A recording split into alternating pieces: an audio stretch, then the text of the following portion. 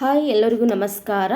ಇವತ್ತಿನ ರೆಸಿಪಿ ಏನಪ್ಪ ಅಂದ್ರೆ ಹೋಟೆಲ್ ಸ್ಟೈಲ್ ರೀತಿಯ ತರಕಾರಿ ಸಾಂಬಾರು ಮನೆಯಲ್ಲೇ ಯಾವ ರೀತಿ ಮಾಡ್ಕೊಳ್ಳೋದು ಅಂತ ತೋರಿಸ್ತಿದ್ದೀನಿ. ರುಚಿಯಲ್ಲಿ ಏನೂ ವ್ಯತ್ಯಾಸ ಆಗೋದಿಲ್ಲ.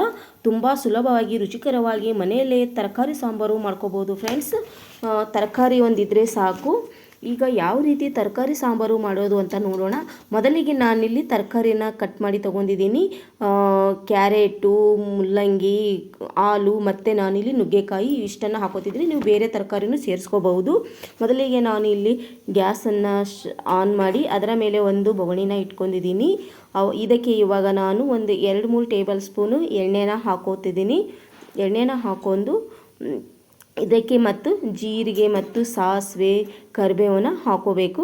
ಇವಾಗ ಜೀರಿಗೆ ಹಾಕೊಂಡಿದ್ದೀನಿ ಮತ್ತು ಸಾಸಿವೆನೂ ಹಾಕೊಂಡಿದ್ದೀನಿ. ಇವಾಗ ಕರಿಬೇವು ಹಾಕೋತಿದ್ದೀನಿ.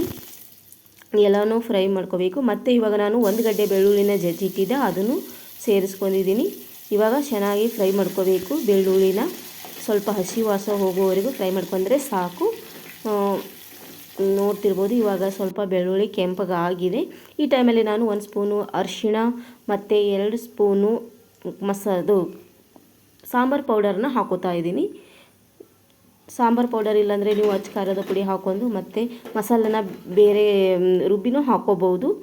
ನಾನಿಲ್ಲಿ ಸಾಂಬಾರು ಪೌಡರ್ ಇತ್ತು, ಹಾಗಾಗಿ ಅದನ್ನೇ ಹಾಕೊಂಡಿದ್ದೀನಿ. ಇವಾಗ ನಾನು 1 ನಿಂಬೆಹಣ್ಣು ಗಾತ್ರದಷ್ಟು ಹುಣಸೆ ರಸನ ಮಾಡ್ಕೊಂಡು ಇಟ್ಕೊಂಡಿದ್ದೆ, ಅದನ್ನು ಸೇರಿಸ್ಕೊಂಡಿದ್ದೀನಿ. ಹುಣಸೆ ರಸ ಹಾಕೋದ್ರಿಂದ ತರಕಾರಿ ಸಾಂಬಾರು ತುಂಬ ರುಚಿಯಾಗಿರುತ್ತೆ. ಇವಾಗ ನೋಡ್ತಿರ್ಬೋದು ಎಲ್ಲನೂ ಚೆನ್ನಾಗಿ ಮಿಕ್ಸ್ ಮಾಡ್ಕೊಂಡಿದ್ದೀನಿ. ಇವಾಗ ನಾನು ಆ ತರಕಾರಿನ ಸೇರಿಸ್ಕೊತಾ ಇದ್ದೀನಿ. ಎಲ್ಲ ತರಕಾರಿನೂ ಸೇರಿಸ್ಕೋಬೇಕು. ಇವಾಗ ಈ ಟೈಮಲ್ಲಿ ತರಕಾರಿನ ಸೇರಿಸ್ಕೊಂಡು ಚೆನ್ನಾಗಿ ಮಸಾಲೆ ಜೊತೆ ಮಿಕ್ಸ್ ಆಗೋವರೆಗೂ ಚೆನ್ನಾಗಿ ಕಲಿಸ್ಬೇಕು.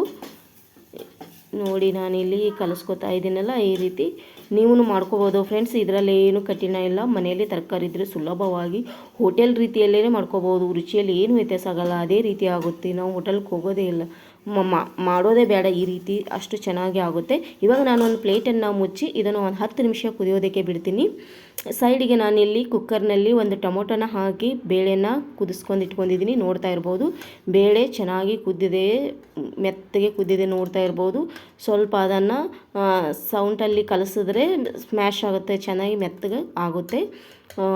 ಇವಾಗ ನಾನು ನೋಡಿ ಸೈಡಿಗೆ ಈಗೆಲ್ಲ ಕುದೀತಾ ಇದೆ, ತರಕಾರಿ ಎಲ್ಲ ಕುದೀತಾ ಇದೆ. ಇವಾಗ ರುಚಿಗೆ ತಕ್ಕಷ್ಟು ಉಪ್ಪನ್ನು ನಾನು ಸೇರಿಸ್ಕೊತಾ ಇದ್ದೀನಿ. ಸೇರಿಸ್ಕೊಂಡು ಚೆನ್ನಾಗಿ ಕಲಿಸ್ಕೋಬೇಕು. ತರಕಾರಿ ಇನ್ನೂ ಬೇಯಬೇಕು, ಇನ್ನೂ ಸ್ವಲ್ಪ ಬೇಯಬೇಕು. ಹಾಗಾಗಿ ಮತ್ತೆ ಪ್ಲೇಟನ್ನು ಮುಚ್ಚಿ ಮತ್ತೆ 10 ನಿಮಿಷ ನಾನು ಕುದಿಯೋದಕ್ಕೆ ಬಿಡ್ತೀನಿ. ನೋಡಿ ಇವಾಗ ಕುದೀತಾ ಇದೆ. ನಾನಿನ್ನು ಪ್ಲೇಟನ್ನು ತೆಗೆದಿದ್ದೀನಿ. ನೋಡ್ತಾ ಇರ್ಬೋದು ಮೆತ್ತಗೆ ನುಗ್ಗೆಕಾಯಿ ಎಲ್ಲ ಮೆತ್ತಗಾಗಿದೆ. ನೋಡಿದ್ರೆ ಎಲ್ಲ ನೀರೆಲ್ಲ ಸ್ವಲ್ಪ ಬತ್ತಿದೆ. ಇವಾಗ ನಾನು ಬೇಳೆಯನ್ನು ಸೇರಿಸ್ಕೊತಾ ಇದ್ದೀನಿ. ಮತ್ತು ಅದೇ ಕುಕ್ಕರಿಗೆ ಸ್ವಲ್ಪ ನೀರನ್ನು ಹಾಕಿ ಅದನ್ನು ಹಾಕೋತಿದ್ದೀನಿ. ನೋಡ್ತಾ ಇರ್ಬೋದು ಎಷ್ಟು ಚೆನ್ನಾಗಿ ಬಂದಿದೆ ಅಂತ. ಇವಾಗ ನಾನು ಅದು ನೀರನ್ನು ಸೇರಿಸ್ಕೊಂಡಿದ್ದೀನಿ.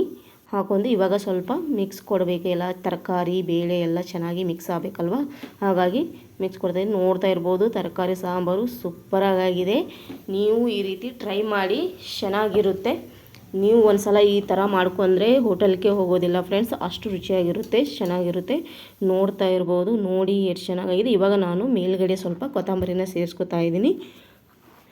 ನೀವು ಇದೇ ತರಕಾರಿ ಹಾಕೋಬೇಕಂತೇನಿಲ್ಲ ಫ್ರೆಂಡ್ಸ್. ನಿಮ್ಮ ಹತ್ರ ಯಾವ ತರಕಾರಿ ಇದೆ ಅದನ್ನು ಹಾಕೊಂಡು ಇದ್ರ ಜೊತೆಗೆ ಇನ್ನೂ ಆ್ಯಡ್ ಮಾಡ್ಕೋಬೋದು. ನೀವು ಇದಿಷ್ಟು ಜೊತೆ ಇನ್ನೂ ಚೆನ್ನಾಗಿರುತ್ತೆ. ಬೀನ್ಸ್ ಸೇರಿಸ್ಕೋಬೋದು, ಹೂಕೋಸು ಸೇರಿಸ್ಕೋಬೋದು, ಎಲ್ಲನೂ ಸೇರಿಸ್ಕೋಬೋದು. ನೋಡ್ತಾ ಇರ್ಬೋದು ಇಲ್ಲಿ ಎಷ್ಟು ಚೆನ್ನಾಗಿ ಆಗಿದೆ ಅಂತ.